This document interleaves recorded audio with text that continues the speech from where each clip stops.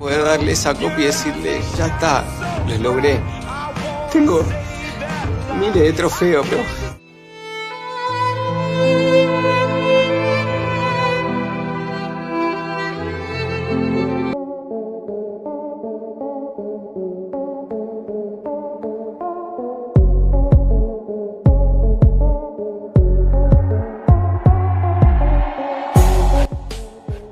Final match খেলার সময় স্টেডিয়ামের উপরে মেসি সহ আর্জেন্টিনার প্লেয়ারদের মাথার উপরে তাক করে রাখা হয়েছিল স্নাইপার।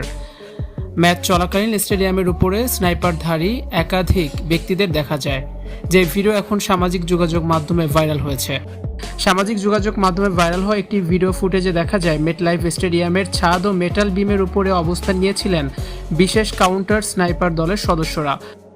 হাতে high power telescopic sniper rifle, চোখে টেলিস্কোপ। পুরো স্টেডিয়াম ও খেলোয়াড়দের উপর সতর্ক নজর রাখা হয়েছিল পুরোটা সময় জুড়ে। গা ছমছম এই দৃশ্য ফুটবল প্রেমীদের মাঝে জন্ম দিয়েছে নানান গুঞ্জন ও অজানা আতঙ্কের। গুঞ্জন উঠেছে খেলা শুরু হওয়ার আগে ড্রেসিং রুমে সতীর্থদের উদ্দেশ্যে অধিনায়ক মেসির দেওয়া সেই সংক্ষিপ্ত বার্তাটি ছিল বেশ রহস্যময়। মাঠের উত্তেজনা, খেলোয়াড়দের উপর মনস্তাত্ত্বিক চাপ এবং চরম নিরাপত্তা বেষ্টনীর মধ্যেই শুরু হয় ফাইনাল ম্যাচ।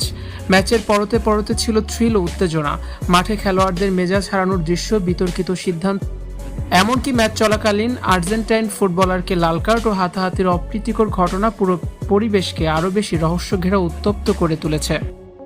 এটা কি ফুটবল ছিল নাকি কোনো যুদ্ধক্ষেত্র? মেটলাইফ স্টেডিয়ামের উঁচুতে লোহার বিমের উপর দাঁড়িয়ে রাইফেল তাক করে আছে স্নাইপার। ক্যামেরায় ধরা পড়া সেই থমথমে দৃশ্য এখন নেট দুনিয়ায় ভাইরাল। কিন্তু গ্যালারির হাজার হাজার দর্শকের মাথার উপরে কেন এই মারাত্মক অস্ত্রের পাহারা? শুধু স্টেডিয়ামের ছাদেই নয়, ম্যাচের আগে ড্রেসিং রুমের বাতাসেও ছিল এক অদৃশ্য ভয় ও রহস্যের ছাপ। মাঠে নামার ঠিক আগ মুহূর্তে সতীর্থদের কি বার্তা দিয়েছিলেন মেসি, যে ভিডিওটি এখন সামাজিক যোগাযোগ মাধ্যমে নতুন করে আলোচনার জন্ম দিয়েছে।